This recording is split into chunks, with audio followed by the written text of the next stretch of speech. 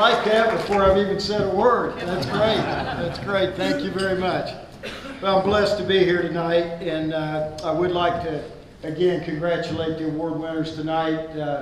Thanks to the coaches and the parents, and what great honor tonight for you guys to be here and a chance to see you guys. I will tell you that I never wanted to coach. I always wanted to play. I loved playing football. I played baseball and did other stuff, but I love football. And I went to Ferrum Junior College when I first got out of high school. The head coach there was a Huntington guy. I'm from Huntington, West Virginia. Don't speak English very well, but I got shoes on tonight, so that's a good thing. And so when I went to college, I went to Ferrum Junior College for a couple of years, and then I went to the University of Virginia and played football there. And when I found out that the NFL didn't want linebackers as short as I am, I ended up in coaching. I GA'd at Virginia, coached high school football, coached at Liberty High School, coached at Emory Henry College, Division III school, coached at Marshall University for 5 years. I was at the Air Force Academy for 11 years with Coach Fisher DeBerry, and then got my first head coaching job at Ohio University. I was at Ohio University 6 years, and then at Wake Forest for 13 seasons. Blessed to be each one of those places.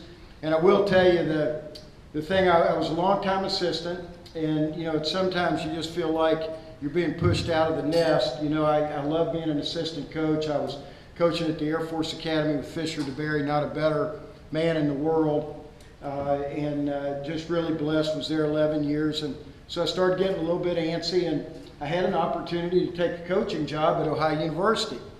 Well, when I took the job at Ohio University, to be honest with you, I really didn't realize what I was getting into, to be honest. I mean, it was a head coaching job, and I felt like it was time for me to be a head coach.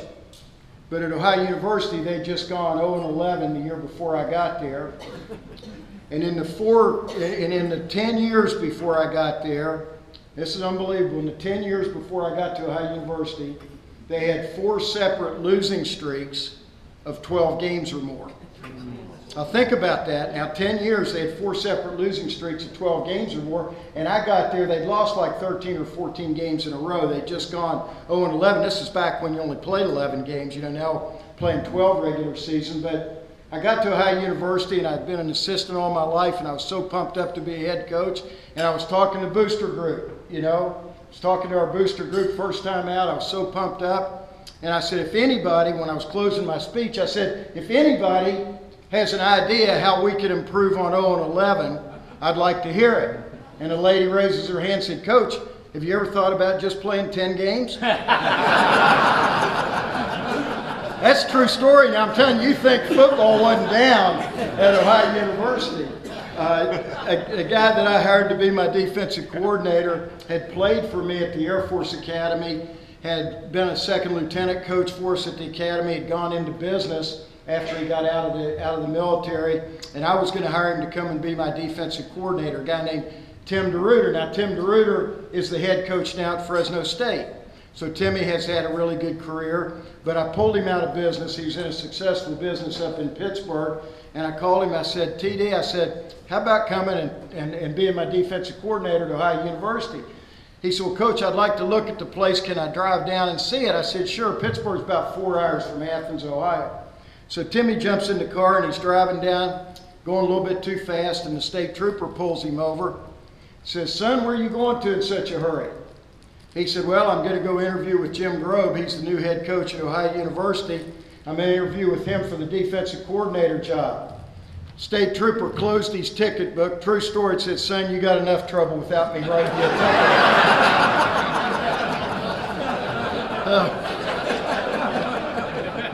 So that's kind of the way I started out. And then, of course, I played at the University of Virginia, and I had the opportunity to go to Wake Forest and be back in the Atlantic Coast Conference, and that was a great, great opportunity for me. I was talking to the Deacon Club. I'd shortly been at Wake Forest. I was talking to the Deacon Club, maybe my first or second time, and again, you got to be careful with the questions that you ask, but I said, here in this first season, the thing we got to do is we really got to beat somebody nobody thinks we have a chance to beat. That's how we get on the map. We beat somebody that nobody thinks we got a chance to beat. lady raised her hand. I don't know why it's all the ladies. She said, "Coach, you got 11 chances." How's that for starting out? You know, I mean, even the Dinks didn't think we had much chance to get it done. I will tell you that when I first got to Ohio University and we started recruiting, I brought my guys together. You know, back then you could go out for the whole month of May.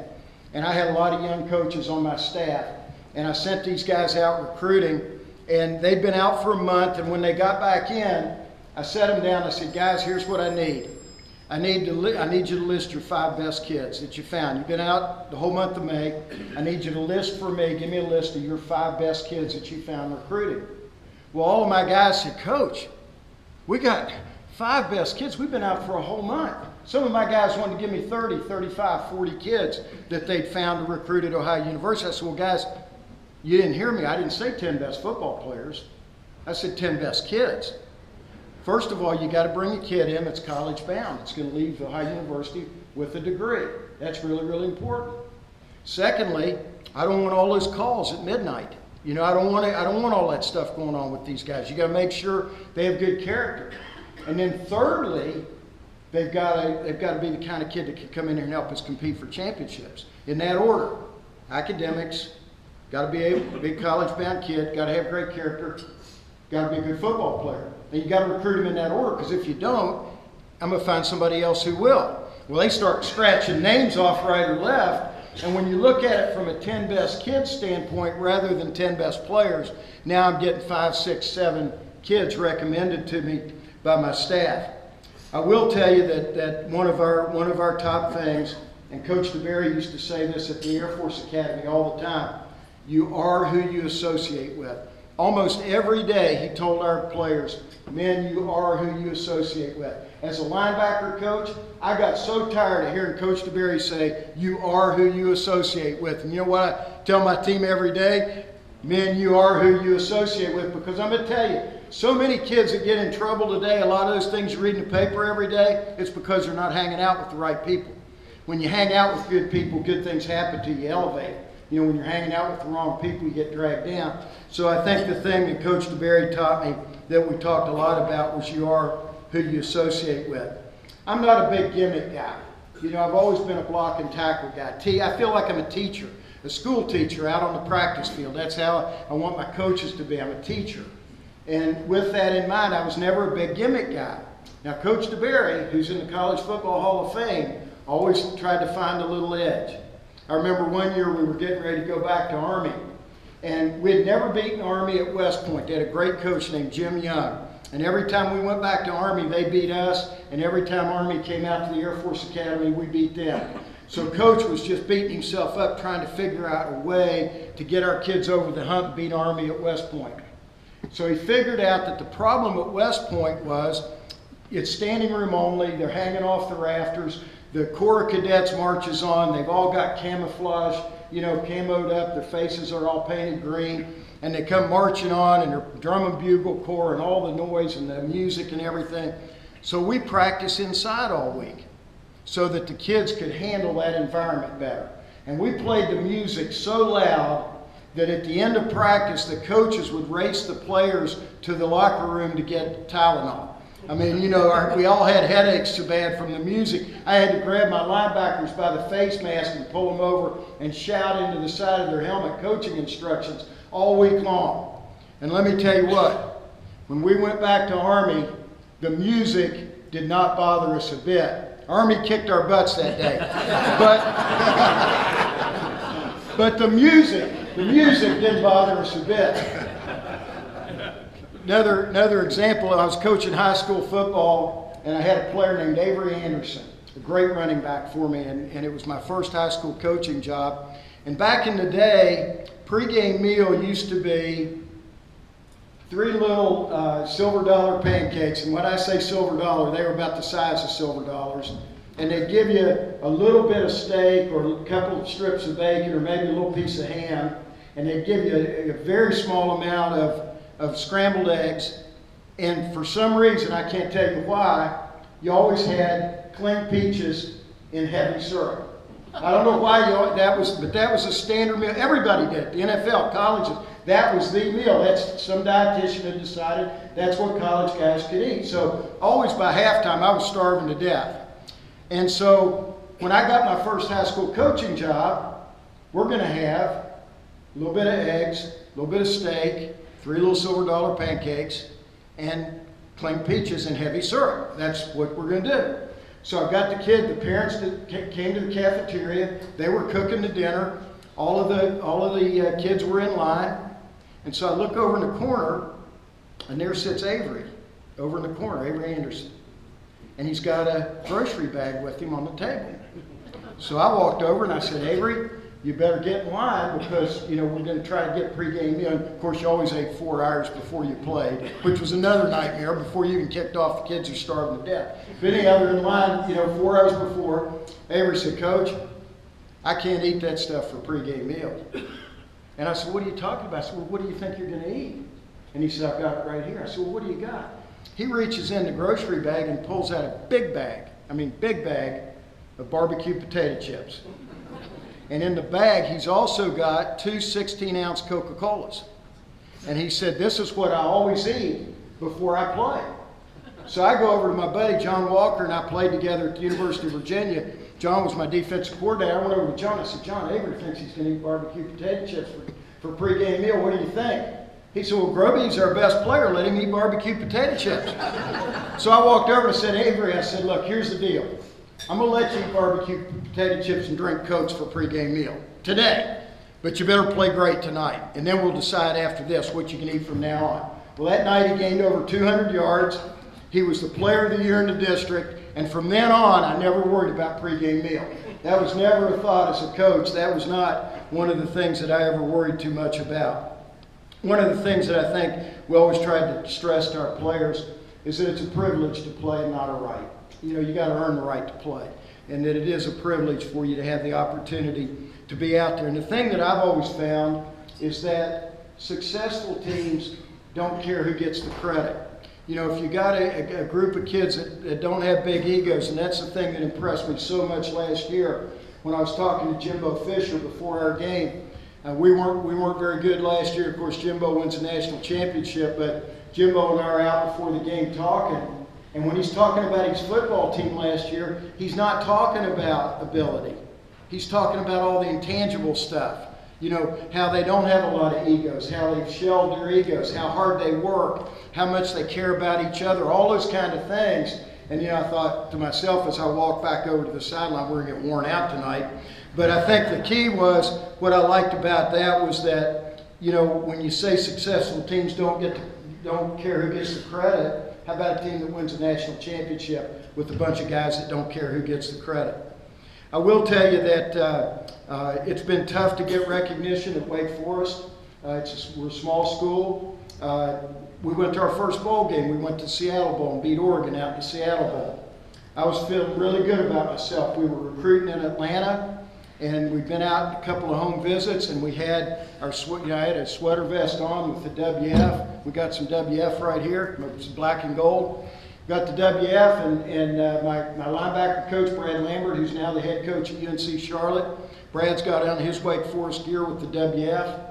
And you guys, I don't know if you noticed the similarity in the logos, but we were going by, we were really hungry. It was late, and we didn't know if we could find a place to eat. And we're out driving, and we go by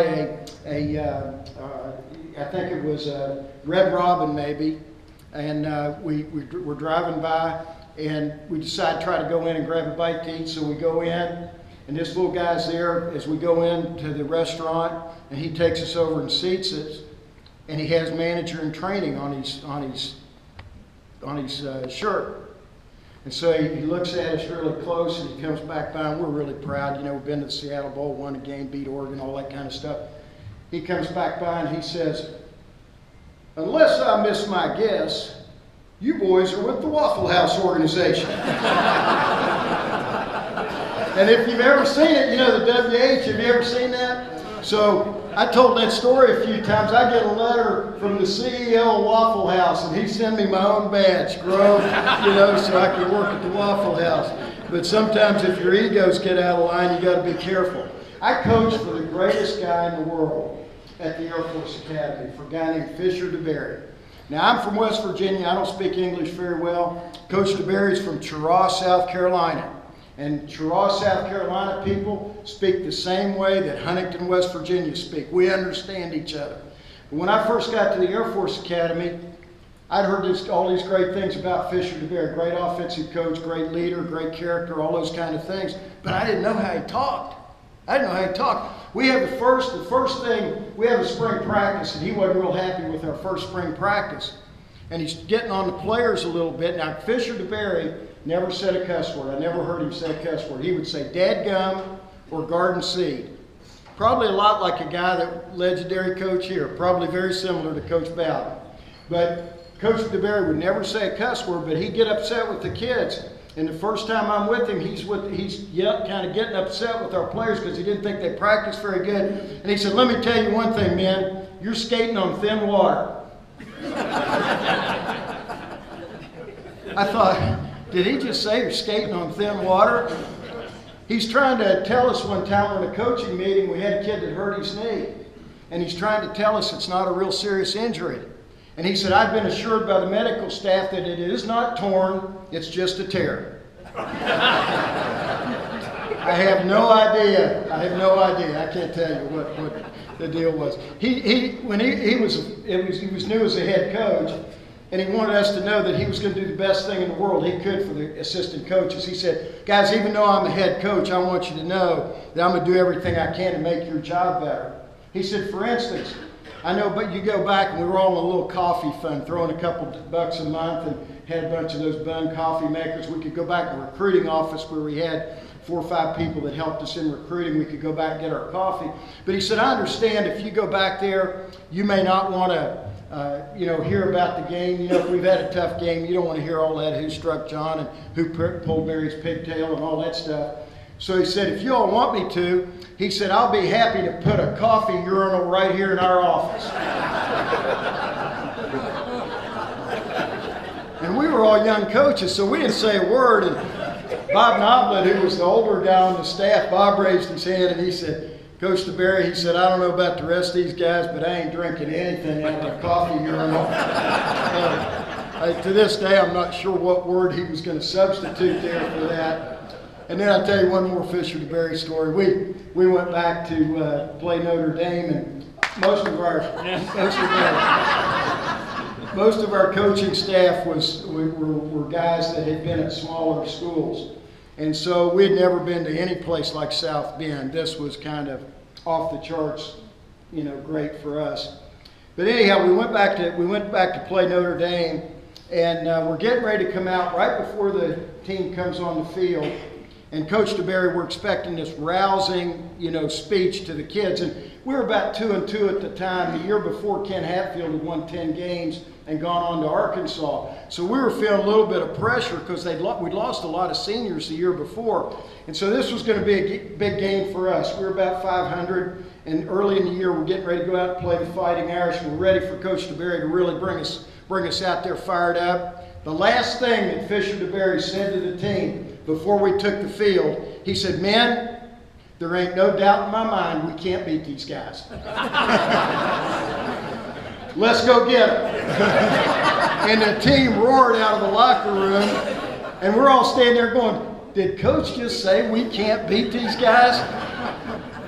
But we beat them 21-7. So the kids knew exactly what Coach DeBerry was talking about. Other things that we did, and I learned this from a lot of good coaches that I had the chance to be around. We did all team goals: win, possession time, fewer penalties, fewer turnovers, hidden yardage, fewer mental mistakes, all the kind of things that you need to do, especially if you don't quite have the talent that some other people have.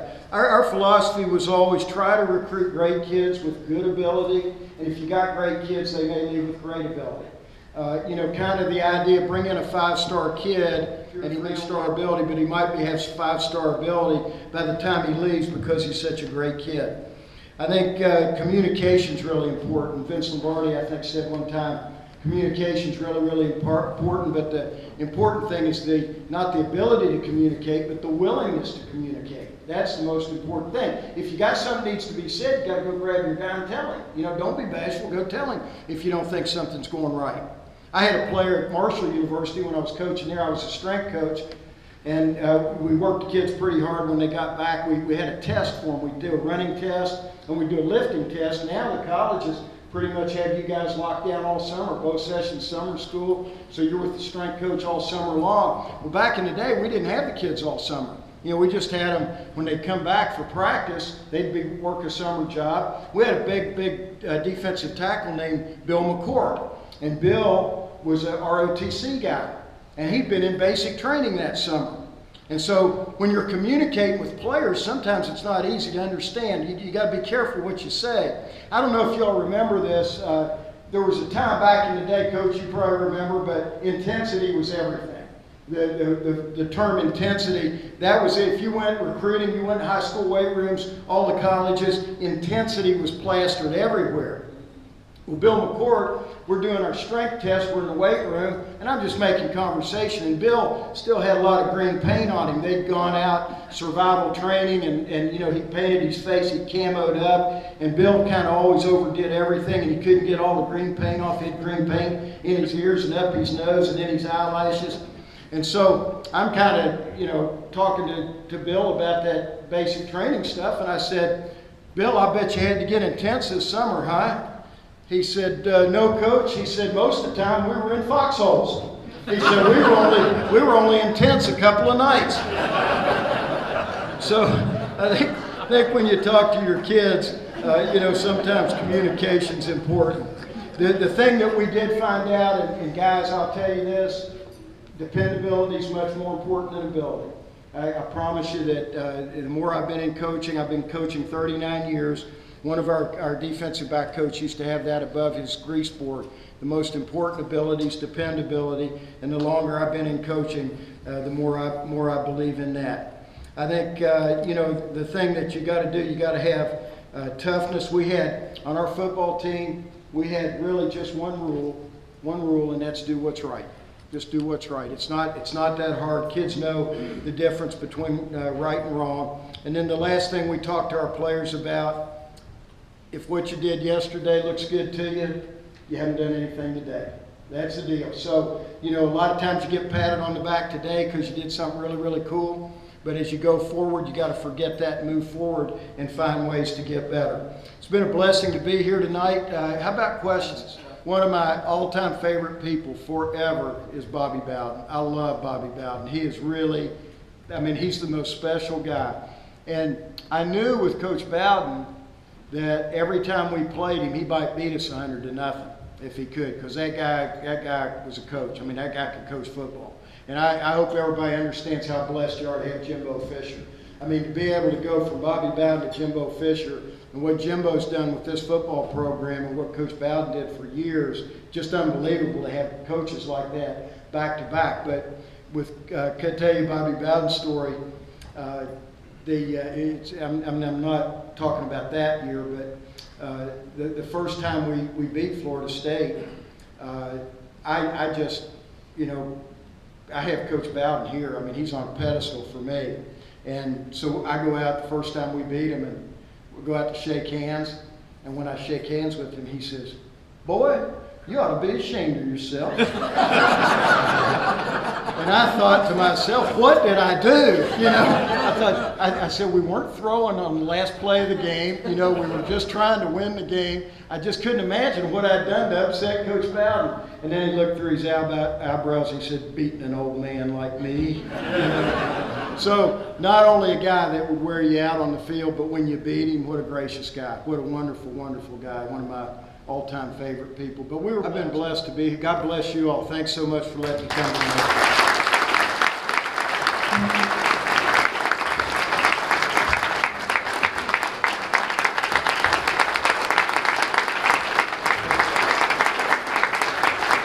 We have a special presentation to Coach Grobe before we leave tonight. Also want to thank Will Haley, who is here, who is actually videotaping some of our speakers for our website. So if you happen to miss one of our events, our members exclusively can go to our website and catch some of the events. Coach, we have, when's our next meeting? Monday. Oh, that's great. All right, so we have a special gift for you, and we hope that you get to use this very soon. But we have an engraved box with your name for the Tallahassee Quarterback Club, and if you'll look there inside. Oh, well, I like it. Yeah, and on side of the inside of this gold whistle, My wife will steal it if it's gone. okay. Well, we have Tallahassee Quarterback Club. We want you to remember us, and we want you to get back on that sideline and say thank you for being here. It was a great privilege to have you. And we also have a Tallahassee Quarterback Club golf towel, not a baby wipe, a golf towel. And